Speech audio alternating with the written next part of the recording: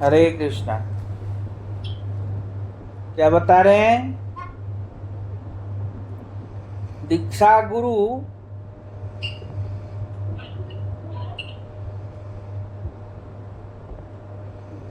गुरु वेद के तात्पर्य में निर्णय में परांगत होना चाहिए।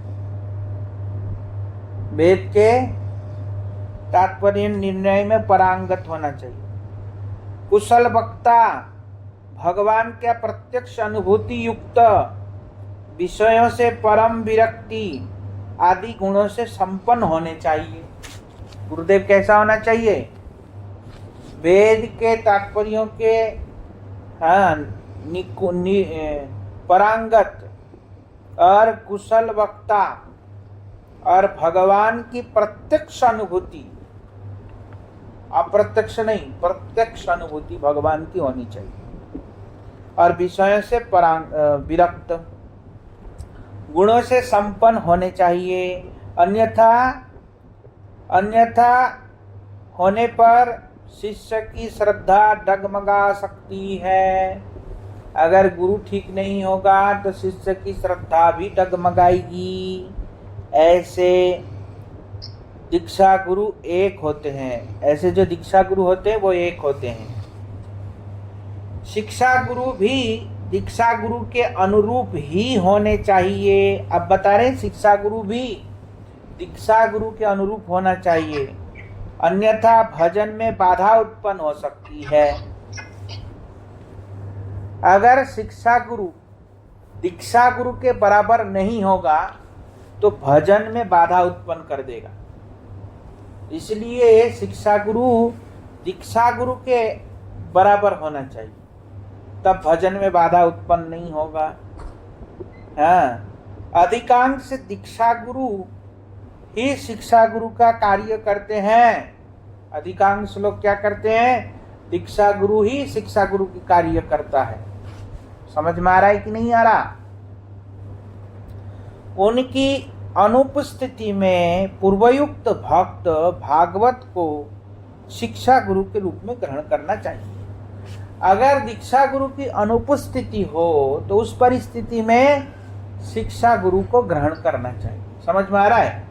वो भी कोई उत्तम भागवत को देख के, हर किसी को नहीं। क्या है? कोई उत्तम भागवत को देख के ही शिक्षा गुरु बनाना चाहिए, हर किसी को नहीं। समझ में आ रहा है? सदगुरु का परित्याग की विधि नहीं है। अब बता रहे हैं, सदगुरु का परित्याग की कोई विधि नहीं है। सदगुरु परित्याग करना नहीं चाहिए, करेगा तो नरक जाएगा। कहाँ जाएगा? नरक जाएगा। तो सदगुरु का परित्याग का कोई विधि नहीं। किंतु वैष्णव विद्वेषी, शास्त्र विद्वेषी, भक्ति विद्वेषी, भोग विषय में लिप्त, कर्तव्य अकर्तव्य में विवेक रहित मूढ़, शुद्ध भक्ति के अतिरिक्त इतर पंथ के अनुगामी गुरु का परित्याग, पुनः विधि पूर्वक वैष्णव गुरु से दीक्षा लेने की विधि शास्त्रों में देखी जाती है। क्या कहा? वैष्णव विद्वेषी, शास्त्र विद्वेषी, भक्ति विद्वेषी, भोग विषय में लिप्त। भोग विषय में लिप्त कैसा? जो संसार के लोगों के, जीवों के पैसा लेकर के अपने भोगों में लगाते हैं, अपने बीवी बच्चे की पालन में लगाते हैं, ऐसे को कह रहे हैं भोगों में लिप्त। समझ में आया? और कर्तव्य अकर्तव्य विवेक रहित मूढ़, और शुद्ध भक्ति के अतिरिक्त इतर पंथ की अनुगामी, शुद्ध भक्ति की चर्चा के अलावा इधर उधर की फालतू चर्चा करने वाले। वो क्या करते हैं आजकल? आते हैं ना, उनका नाम क्या है? मजाक बाबा बन गया वो। क्या नाम है, नाम भी भूल जाता हूँ, अनिरुद्धाचार्य। तो देखा नहीं, कुछ भी बोलता है, कुछ भी, उसका तो लोग मजाक बना बना के कितना फिल्म बना रहे हैं उनके, और तब भी मूड इतने हैं कि उनको समझ में नहीं आता, तब भी निर्लजों के जैसा ऐसा हरकत कर रहे हैं। तो ऐसे को कह रहे हैं यहाँ कर्तव्य अकर्तव्य विवेक रहित मूड है। क्या है? कर्तव्य अकर्तव्य से विवेक रहित मूड। संप्रदाय से होने से कुछ नहीं चलेगा, संप्रदाय के रूल्स भी फॉलो करना चाहिए। हाँ, और अतिरिक्त इतर पंथ के अनुगामी। इतर पंथ के अनुगामी मतलब क्या? अपसंप्रदाय। अब जैसे वो जितने भी सब है, चाहे पीला कपड़ा वाला बाबा हो, चाहे कोई भी बाबा, चार संप्रदाय के अतिरिक्त जो भी पंथ है वो सब अपसंप्रदाय है। वो क्या है? अपसंप्रदाय। वो इतर पंथ के अनुगामी गुरु है। इतर पंथ के अनुगामी गुरु। इतर पंथ का अनुगामी गुरु मतलब क्या होता है? जो चार संप्रदाय के अंतर्गत नहीं है। समझ में आ रहा है? तो हमको सबसे पहले गुरु बनाने से पहले देखना पड़ेगा कि चार संप्रदाय में है या नहीं। इतर पंथ तो नहीं है। इतर पंथ की मतलब क्या है? अब जैसे देखो, मंत्र गाते हैं, जय जय राधा वल्लभ श्री हरिवंश गाते हैं, तो ये मंत्र क्या शास्त्र सम्मत है? क्या ये मंत्र किसी शास्त्रों में लिखा है?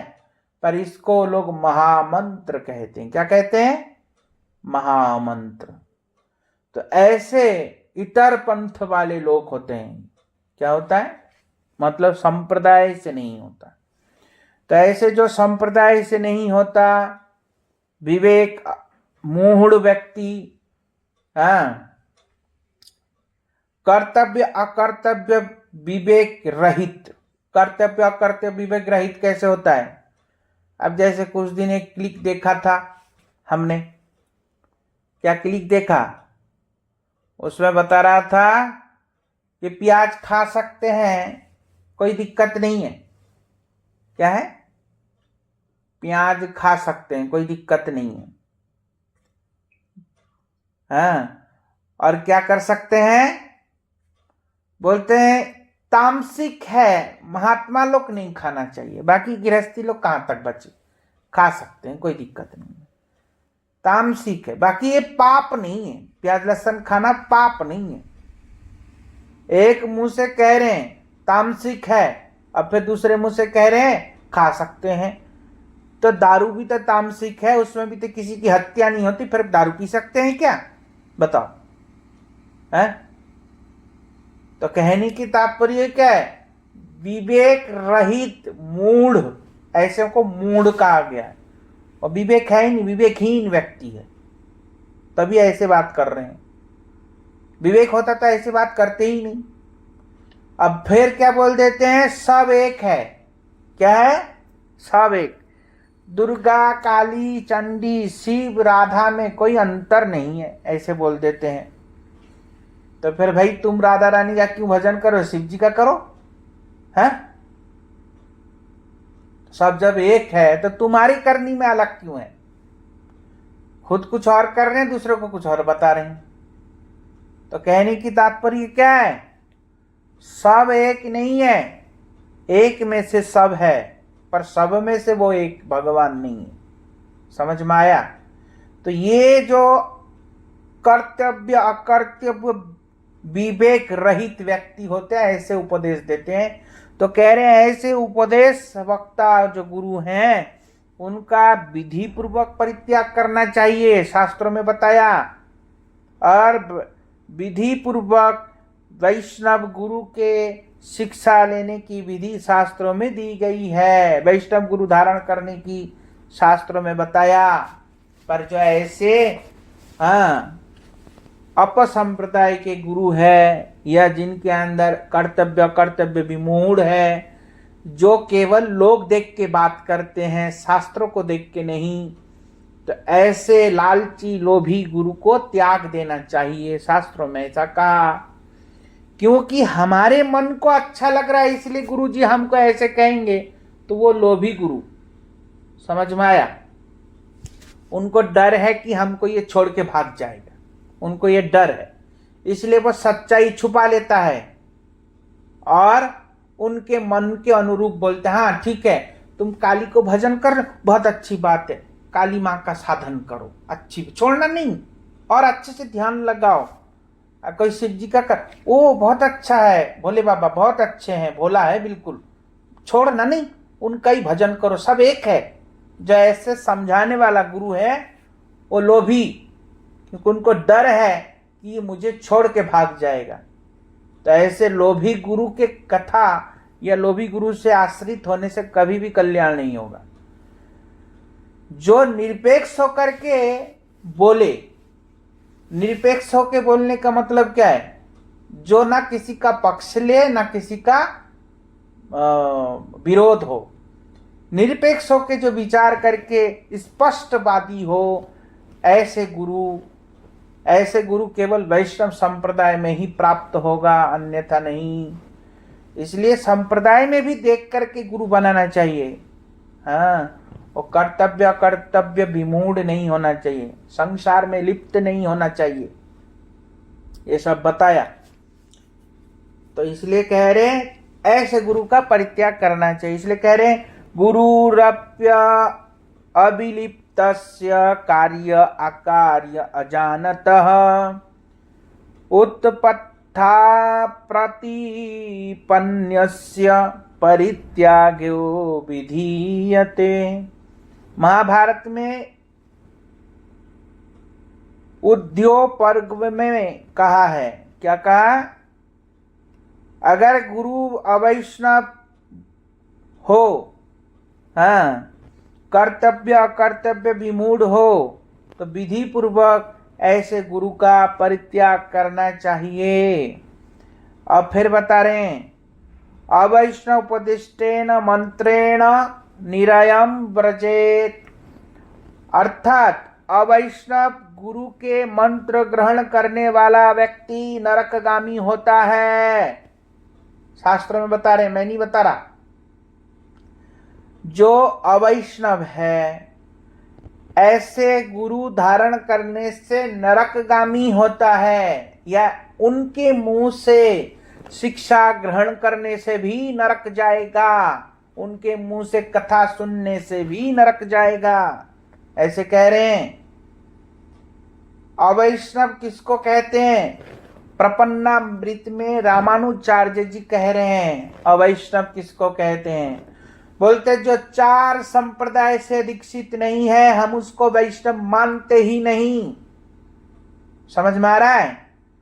जो चार संप्रदाय में दीक्षा ग्रहण नहीं किया वो वैष्णवी ही नहीं है, भले ही से वो कृष्ण को माने या राधा रानी को माने, तब भी वो वैष्णव नहीं है, अगर वो चार संप्रदाय में दीक्षित नहीं है तो।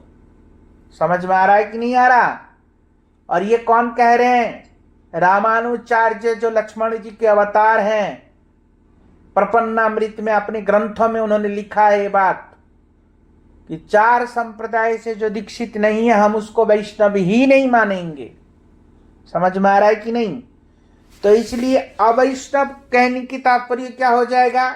अपसंप्रदाय के व्यक्ति। आया समझ? है अवैष्णव कहने की तात्पर्य कौन हो जाएगा?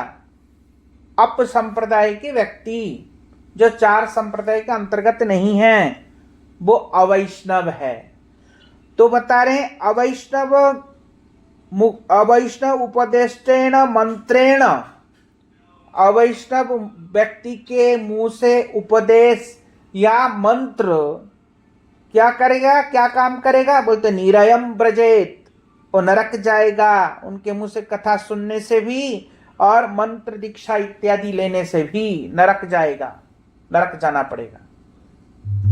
इसलिए पुनश्च विधिना सम्यक ग्राह्यत वैष्णवाद गुरु, इसलिए पुनः विधि बताया शास्त्रों में कि वैष्णव गुरु को उनको त्याग करके वैष्णव गुरु धारण करना चाहिए, ऐसा बता रहे हैं। समझ में आया?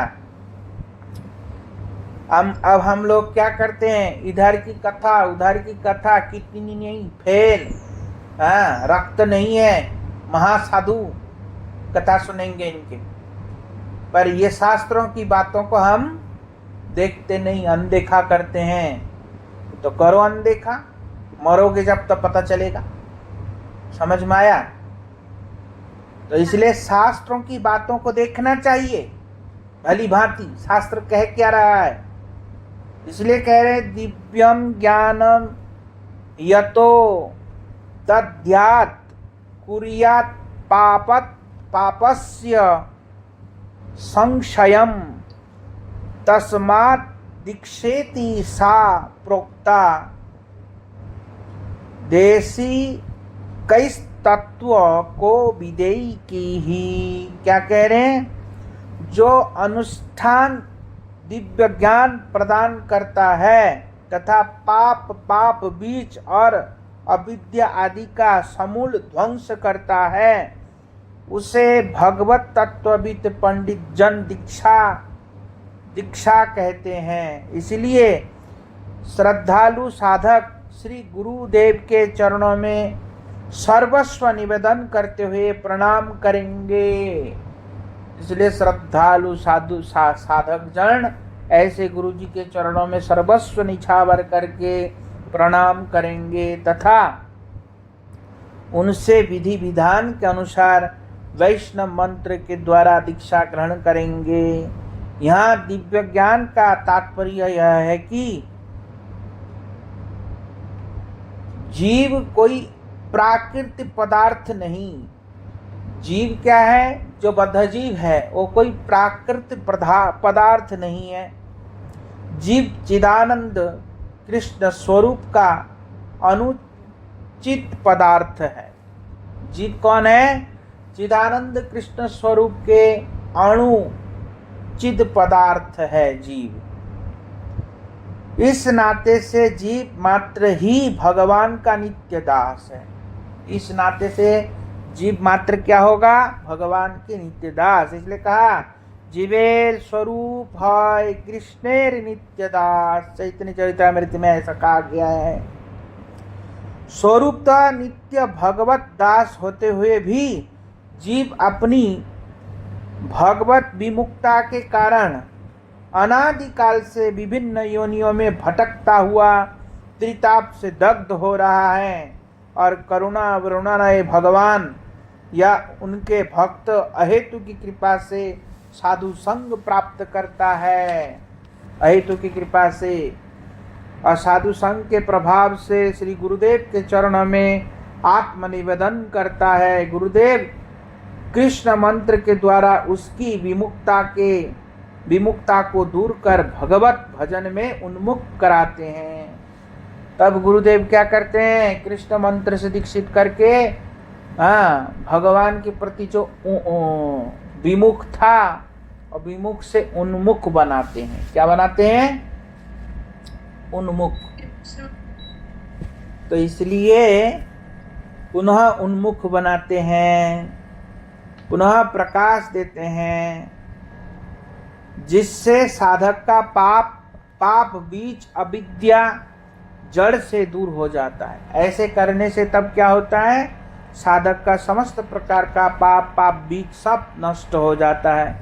यह दीक्षा एक ही दिन में नहीं होती। ये दीक्षा एक दिन में नहीं होती। अब ध्यान से सुनना। बल्कि दीक्षा के दिन से यह क्रिया आरंभ हो जाती है। क्या होता है? समझ में आ रहा है? दीक्षा के दिन से क्रिया आरंभ होता है। मैं बोला था ना एक बार, ध्यान होगा। दीक्षा के मतलब एडमिशन देना होता है, पढ़ाई तब शुरू हुआ है, नहीं बोला था? ध्यान है? भूल गई? तो इसलिए क्या होता है? दीक्षा के दिन से यह क्रिया आरंभ हो जाती है। इसलिए जीव गोस्वामी तत्व संदर्भ में, भक्ति संदर्भ में दिव्य ज्ञान का तात्पर्य यह प्रकार लिखा है कि दिव्यम ज्ञानम यत्र मंत्रे भगवत स्वरूप ज्ञानम तेन भगवता संबंध विशेष ज्ञानंच, अर्थात मंत्र में भगवत स्वरूप का ज्ञान तथा भगवत स्वरूप के साथ साधक जीव के संबंध विशेष का ज्ञान ही दिव्य ज्ञान कहलाता है। समझ में आया? ये बहुत बड़ा प्रमाण है इस्कॉन वालों के लिए भी। इस्कॉन वाले कहते हैं ना, हरि नाम ही दीक्षा है, मंत्र से कोई मतलब नहीं होता, तो उसके लिए ये बहुत बड़ा प्रमाण है। ये जीव गोस्वामी पाद ने भक्ति संदर्भ में संख्या श्लोक 2-3 में कहा है। क्या कहा? ज्ञान तेन भगवता संबंध विशेष ज्ञानंच, अर्थात मंत्र में भगवत स्वरूप का ज्ञान, मंत्र में ही भगवत स्वरूप का जिसमें ज्ञान हो, जिस मंत्र में भगवत स्वरूप के साथ साधक जीव के संबंध विशेष ज्ञान ही दिव्य ज्ञान कहता है।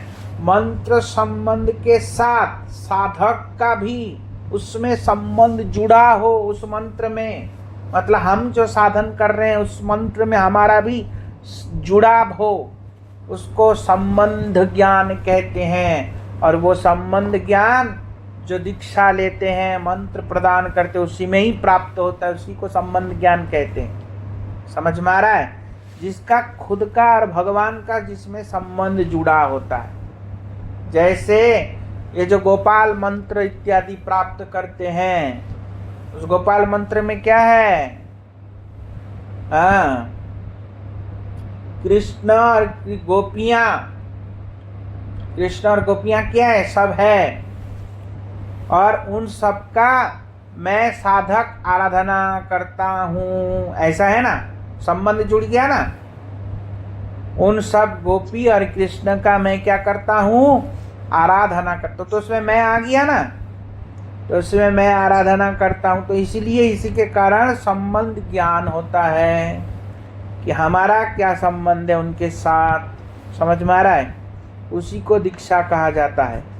ऐसे कह रहे हैं, उसी को दिव्य ज्ञान कहते हैं। इसलिए चक्षुदान दिला जय दिव्य ज्ञान हृदय प्रकाशिते, कहते हैं ना, दिव्य ज्ञान हृदय प्रकाशित। चक्षुदान दिला जय जन्मे जन्मे प्रभु से ही दिव्य ज्ञान हृदय प्रकाशित। तो ये दिव्य ज्ञान कहते हैं। दिव्य ज्ञान किसको कहते हैं? जो दीक्षा मंत्र प्रदान करते हैं, उसको दिव्य ज्ञान कहा जाता है। यह साधारण संबंध है। उन्नत अवस्था में वही संबंध दास्य, सख्य, वात्सल्य और मधुर भावों में से किसी एक के रूप में उदित होता है। ये साधारण संबंध है कि मैं कृष्ण का दास हूँ, मैं उनकी आराधना करता हूँ, उनके गोपियों के सबके मैं आराधना करता हूँ, ऐसा ये साधारण।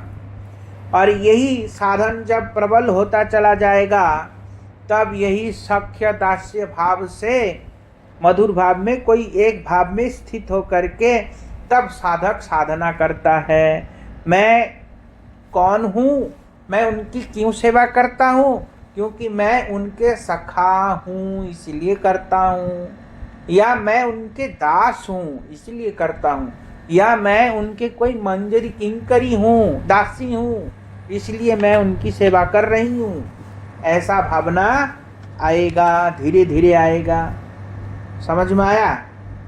तो श्री गुरुदेव साधक के स्वरूपगत भाव को जानकर उनके हृदय में उसी भाव को परिपुष्ट कर देते हैं।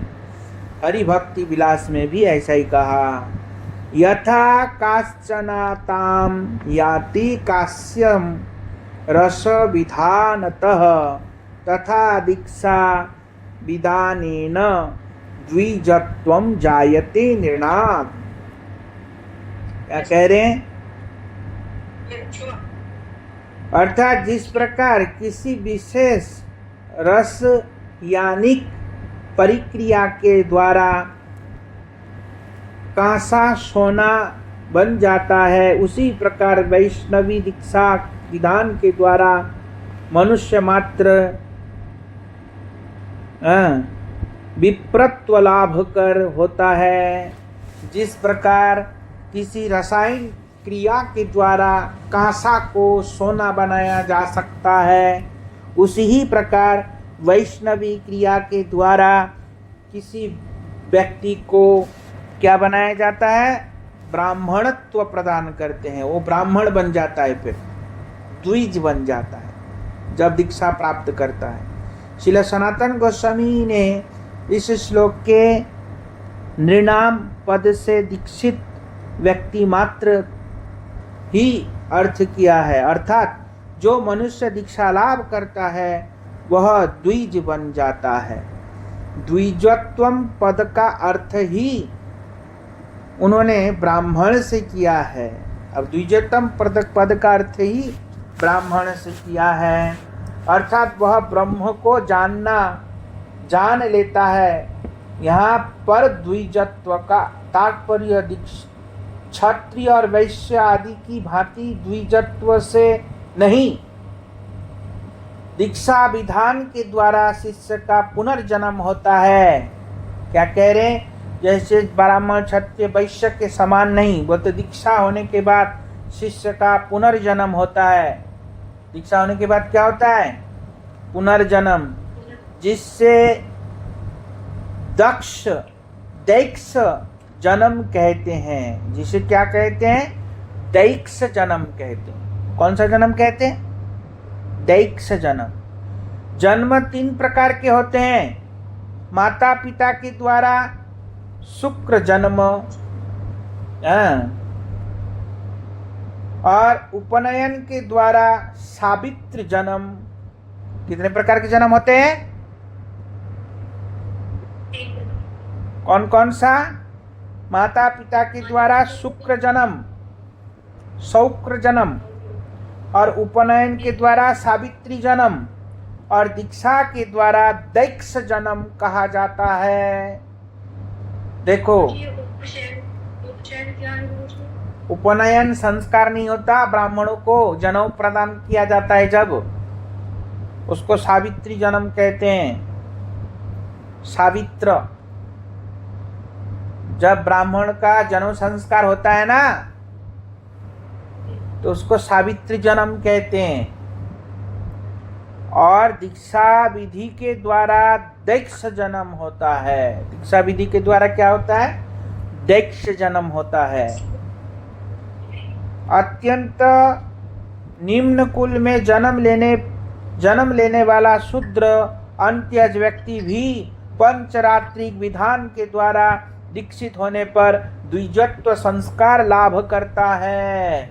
अत्यंत निकृष्ट शूद्र चंडाल होने पर भी अगर पंचरात्रिक से वैष्णव विधि पूर्वक अगर वो दीक्षा ग्रहण करता है तो वो ब्राह्मणत्व लाभ करता है, वो द्विज बन जाता है। समझ में आया? तो 3 प्रकार के द्विज होते हैं। ये 3 प्रकार का जन्म कौन कौन सा है?